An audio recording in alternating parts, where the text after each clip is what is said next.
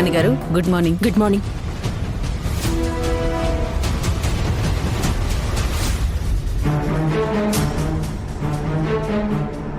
సింధు, ఎందుకు టెన్షన్ పడుతున్నావు?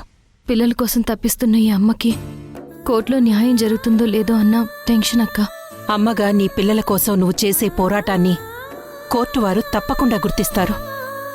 నీకు న్యాయం జరిగేలా నేను చేస్తాను. నువ్వు ధైర్యంగా ఉండవు, ఓకేనా? సరే, మనం వెళ్దాం పదా.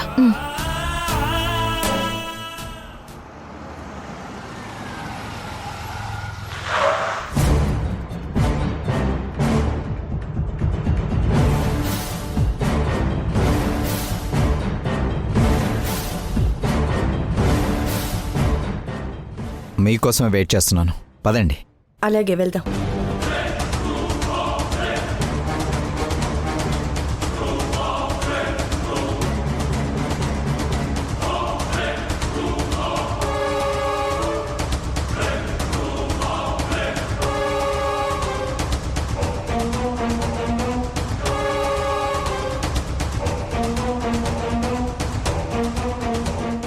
టీవీకెక్కి మా ఇంటి పరువు తీసింది చాలేదా?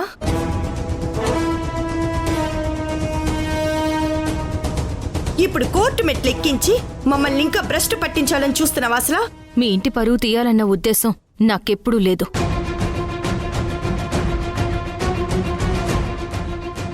నా కన్న బిడ్డల్ని దక్కించుకోవాలన్నదే నా ప్రయత్నం. సమస్య మీ ఇంట్లో 4 గోడల మధ్య పరిష్కరించాలని వచ్చాను. కానీ మీరేం చేశారు? నన్ను మెడపట్టి బయటికి నెట్టేశారు.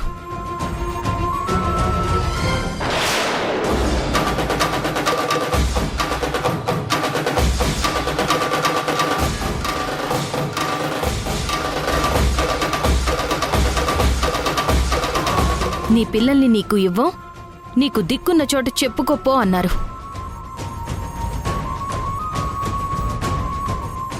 పంతానికి పట్టుదలకి పోయి మీరే సమస్యని కోర్టు దాకా వచ్చేలా చేశారు. మీ పరువు మర్యాదల్ని మీరే బజారుపాలు చేసుకుంటున్నారు, నేను కాదు. అయినా ఇన్నాళ్ళు పిల్లలు లేకుండానే బ్రతికావు కదే, ఇప్పుడు మాత్రం నీకు పిల్లలు ఎందుకు? ఇక మీదట కూడా ఇంతకు ముందులాగానే బ్రతికేయచ్చు కదే. రిషి శశిని మాకొదిలేసే, దానికి బదులుగా నీకు ఏం కావాలన్నా అడుగు, ఏదైనా సరే ఇచ్చేస్తాను. డబ్బు, ఆస్తి ఏం కావాలో చెప్పు. ఇదే ప్రశ్న నేను అడుగుతున్నాను మిమ్మల్ని. నా పిల్లల్ని నాకివ్వడానికి మీకు ఏం కావాలో అడగండి. నేనిస్తాను. ఏముందే ఇవ్వడానికి నీ దగ్గర? అమ్మ మనసు. ఈ అమ్మలో ఆఖరి రక్తపు బొట్టు ఉన్నంత వరకు నేను కష్టపడి మరీ మీరడిగింది మీకిస్తాను.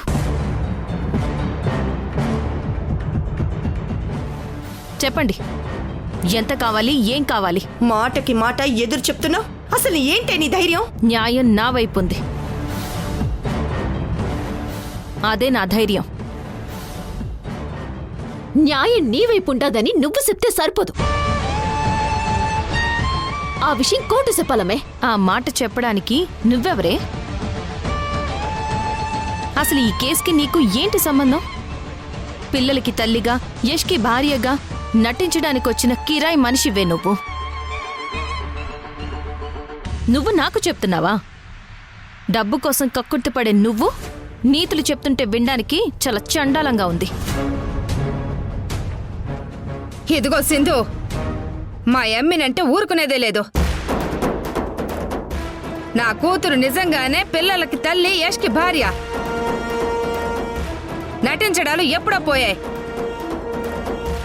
మా ఎమ్మి ఎప్పుడు నిజాయితీగానే ఉంటది. నా కూతురనే అర్హత నీకు లేదు.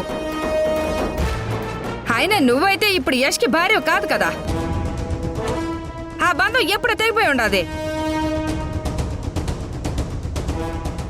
ఆ ఇంటికి నీకు ఏ సంబంధము లేదు. అటాగే పిల్లల విషయంలో కూడా జరుగుతాది, చూస్తా ఉండు. న్యాయం జరుగుతుందని కోర్టుకొచ్చావు కదా, ఇక్కడే నువ్వు అన్యాయం అయిపోతావు. అసలు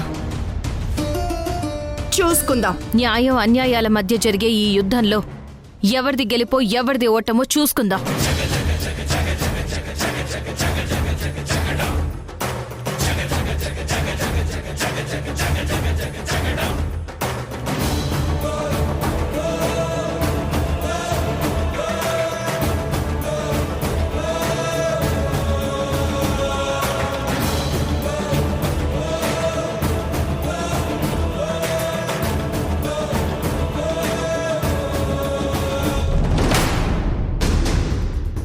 నిన్ను చూస్తుంటే జాలేస్తుంది భవాని.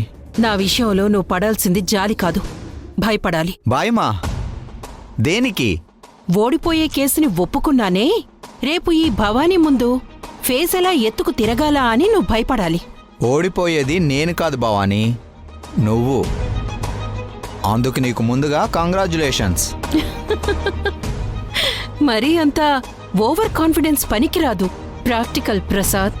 ఎవరిది ఓవరో ఎవరిది కాన్ఫిడెన్సో అనేది కోర్టు లోపల ఆర్గ్యుమెంట్స్లో తెలుస్తుంది భవాని. ప్రసాద్, ప్రాక్టికల్ ప్రసాద్ ఇక్కడ. పద తేల్చుకుందాం. సరే పద.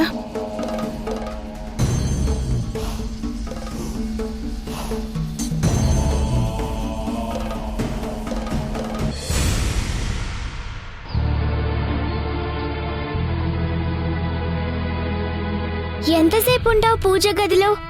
రా బ్రేక్ఫాస్ట్ చేద్దాం, నాకు ఆకలి ఇస్తుంది. రిషి, నిన్నే. వినపట్టం లేదా? ఏమైంది నీకు? ఇప్పటికే చాలా లేట్ అయింది. రా బ్రేక్ఫాస్ట్ చేద్దాం. నేను తినను, నువ్వు వెళ్ళి తిను. ఎందుకు? దేవుడు ముందు చాలా సేపటి నుంచి అలా దండం పెట్టుకొని ఉన్నావు. ఈరోజు కోర్టులో మన గురించి కేసు నడుస్తుంది కదా. అవును. మన అమ్మ నాన్న కలవాలని, మనం వాళ్ళతో కలిసి హ్యాపీగా ఉండాలని దేవుడికి దండం పెట్టుకుంటున్నా.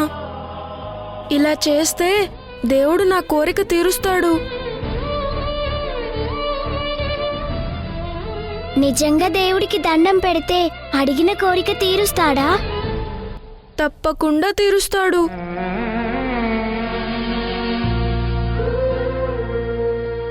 దేవుడా, కోర్టులో నడుస్తున్న కేసులో మా నాన్న మాత్రమే గెలవాలి. ఆ సింధు ఓడిపోవాలి. సంధ్య అమ్మే మా అమ్మగా ఉండాలి. నేను అడిగే కోరికను తీర్చవా ప్లీజ్? ఏంటి శశి నువ్వు దేవుణ్ణి అలా కోరుకుంటావేంటి? సింధు అమ్మ మీద నీకింకా కోపం పోలేదా? సింధు అంటే నాకిప్పటికీ ఇష్టం లేదు. సింధు అమ్మ ఆ రోజు ఫోన్లో మనం తన పిల్లలం కాదని, తనకి ఏ సంబంధం లేదని అమ్మ చెప్పిందనే కదా నీ కోపం. అలా ఎందుకు చెప్పాల్సి వచ్చిందో మనతో చెప్పింది కదా, అయినా నీకు అర్థం కాలేదా? అవన్నీ నాకు తెలీదు రిషి. మన నాన్న గెలవాలని మాత్రమే నేను కోరుకుంటున్నాను. దేవుడా, శశి కోరుకున్నది ఏది జరగకూడదు. దేవుడా, దేవుడా, మా నాన్నే గెలవాలి. సింధు అమ్మే ఆ గెలవాలి. సింధు అస్సలు గెలవకూడదు.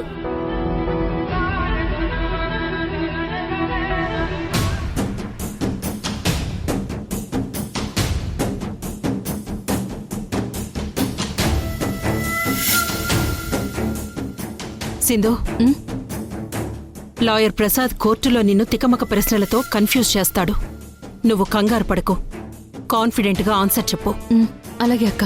యష్, కోర్టులో లాయర్ భవాని తనకు కావాల్సిన సమాధానం వచ్చే వరకు మిమ్మల్ని గుచ్చి మరీ క్వశ్చన్లు అడుగుతుంది. మీరేం కంగారు పడకండి. ఏం చెప్పాలో ఆల్రెడీ నేను మీకు చెప్పాను కదా, అలానే ఫాలో అవ్వండి. సరే, ఏదైనా ఇబ్బంది అయితే డోంట్ వరీ మేడం, నేను చూసుకుంటాను.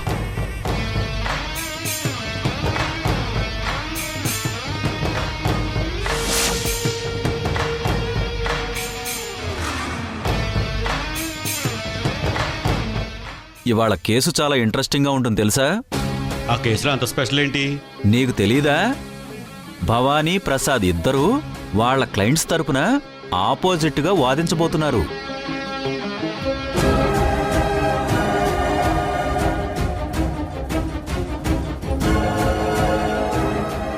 అయితే కోర్టులో ఇవాళ ఆర్గ్యుమెంట్స్ అన్నీ మంచి రసపట్లో ఉన్నాయన్నమాట.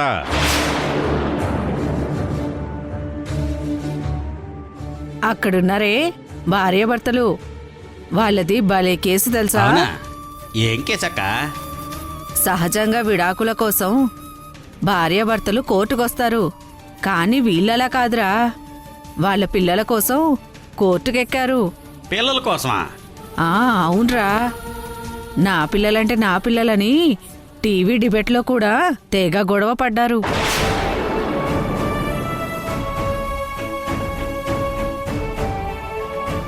ఇప్పుడు కోర్టులో ఏం తీర్పు వస్తుందో చూడాలి. భార్య మీద గెలిచే ఛాన్స్ ఇంతవరకు ప్రసాద్కి రాలేదు. కనీసం ఈ కేసులో అన్నా అవకాశం వస్తుందా రాదో చూడాలి.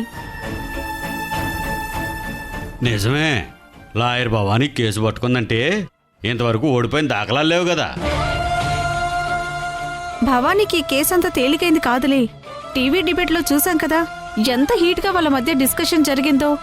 జనాలు చాలా మంది వీళ్ళ కేసు గురించే ఇంట్రెస్ట్ చూపిస్తున్నారు. ఇప్పుడు వీళ్ళ కేసు మన 2 రాష్ట్రాల్లో హాట్ టాపిక్ అవ్వచ్చు. ఈ కేసులో మరో ట్విస్ట్ ఏంటో తెలుసా? ఏంటది? ఈ కేసులో తీర్పు ఇవ్వడానికి జడ్జిగా తులసి మేడంని అపాయింట్ చేశారంట. తులసి మేడమా? ఆ మేడం ముందు ఎవరి పప్పులు ఉడకో.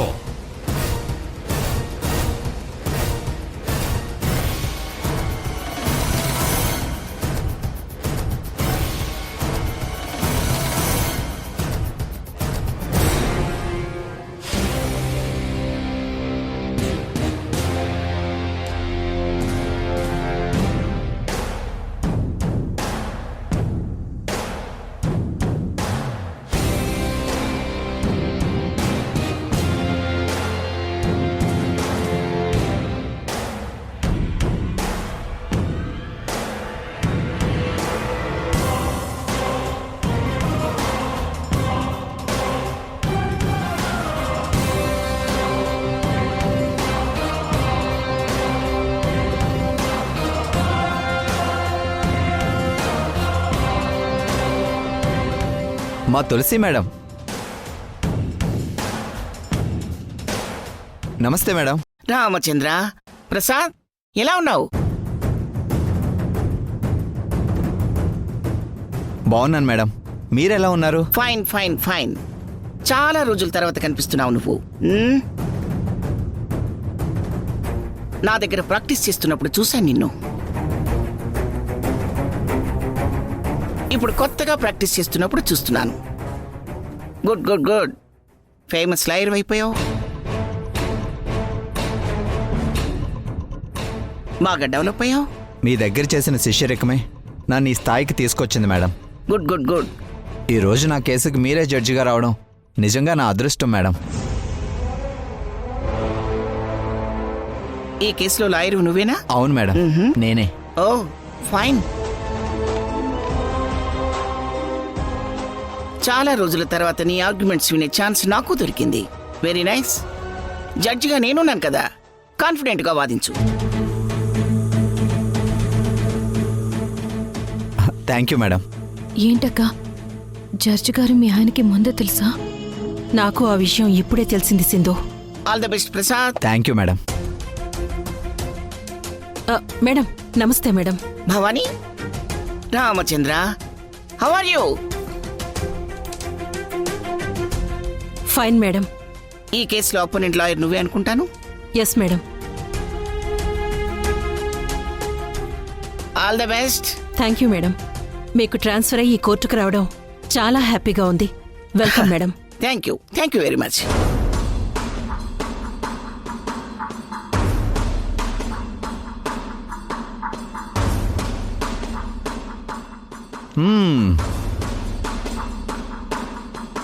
చూసావుగా Mrs lawyer Bhavani, Tulasi madam జడ్జిగా వచ్చారు.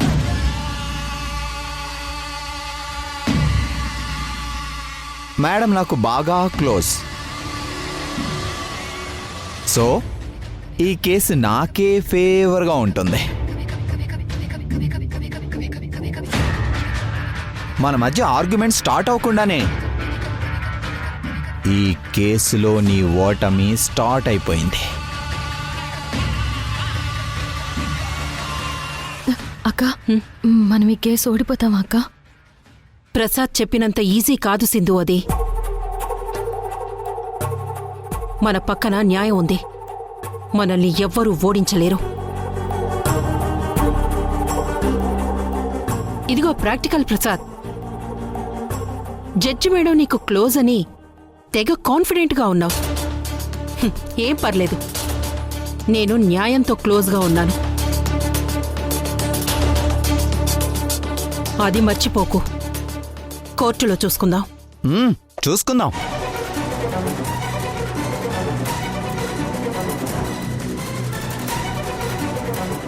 యష్, ఇది మనకి మంచి శుభసూచకంరా. మన లాయర్కి బాగా తెలిసిన జడ్జి వచ్చారు. ఇక మనం ఈ కేసు గెలిచినట్టే. పిల్లల మీద అది పెంచుకున్న ఆశల్ని చంపుకొని కోర్టు నుంచి ఏడుస్తూ వెళ్తుంది. చూస్తుండ అసలు.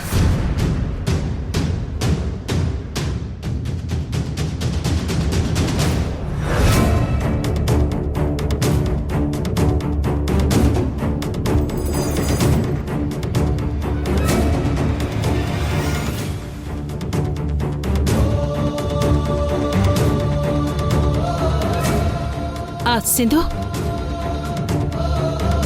సింధు రాలేదేంటి? బయటే ఉండిపోయిందా?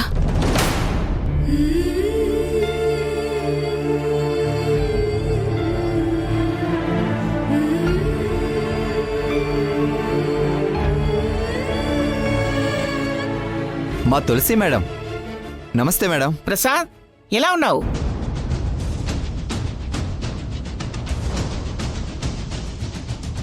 చాలా రోజుల తర్వాత నీ ఆర్గ్యుమెంట్స్ వినే ఛాన్స్ నాకు దొరికింది. జడ్జిగా నేనున్నాను కదా, కాన్ఫిడెంట్గా వాదించు. సింధు, ఏంటి ఆలోచిస్తున్నావు? ఎక్కడున్నావేంటి? కోర్టుకి టైం అవుతుంది. నాకెందుకో భయంగా ఉందక్క. దేనికి భయం? నా పిల్లల్ని నేను దక్కించుకోవడానికి నాకున్న ఆఖరి అవకాశం ఇది కూడా చేజారిపోతే రిషి శశికి ఈ అమ్మ శాశ్వతంగా దూరం అయిపోవాల్సిందేనా అక్క? పిల్లలకి నువ్వు దూరం అవుతావని అసలు ఎందుకు భయపడుతున్నావు? నా కేసులో తీర్పు ఇవ్వాల్సిన జడ్జి గారు ఇందాక మీ ఆయనతో ఏమన్నారో నువ్వు కూడా విన్నావు కదక్క. జడ్జిగా నేనున్నాను కదా, కాన్ఫిడెంట్గా వాదించు అన్నారు. అంటే దాని అర్థం కేసులో తీర్పు వాళ్ళకి ఫేవర్గా ఉంటుందనే కదా. అలా ఎందుకు ఊహించుకుంటావు సింధు? జడ్జిలు కూడా మనుషులే. వాళ్లకి పర్సనల్ రిలేషన్షిప్స్ ఉంటాయి. అంత మాత్రాన వాళ్ళు దానికి ప్రభావితం అవుతారు అనుకోవడం మన పొరపాటు. కోర్టులో కేసు మొదలయ్యాక ఏ జడ్జి అయినా ఆ కేసులో న్యాయ అన్యాయాలు చూస్తారే తప్ప ఇక వేటి గురించి పట్టించుకోరు. చాలా ప్రొఫెషనల్గానే ఉంటారు. జడ్జిలకి కావాల్సింది బలమైన సాక్ష్యాలు, ఆధారాలు. అవి మన వైపు బలంగా ఉంటే మనల్ని ఎవ్వరూ ఓడించలేరు. లా ప్రకారం చూసినా ఈ కేసు మన వైపు టర్న్ అయ్యే ఛాన్సెస్ ఎక్కువగా ఉన్నాయి. నువ్వు అనవసరంగా భయపడకు, ధైర్యంగా ఉండు. నా మీద నమ్మకం లేదా నీకు? నీ మీద నమ్మకంతోనే ఇన్ని రోజులు ధైర్యంగా ఉన్నానక్క. కానీ పరిస్థితులు చూస్తుంటే మనకి వ్యతిరేకంగా ఉన్నట్టు అనిపిస్తుంది.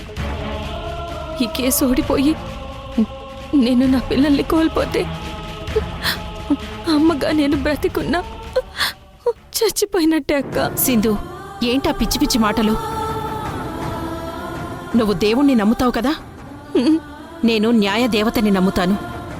వాళ్ళు మనకి అన్యాయం చెయ్యరు. న్యాయం కోసం పోరాడే వాళ్ల పక్షానే ఉంటారు.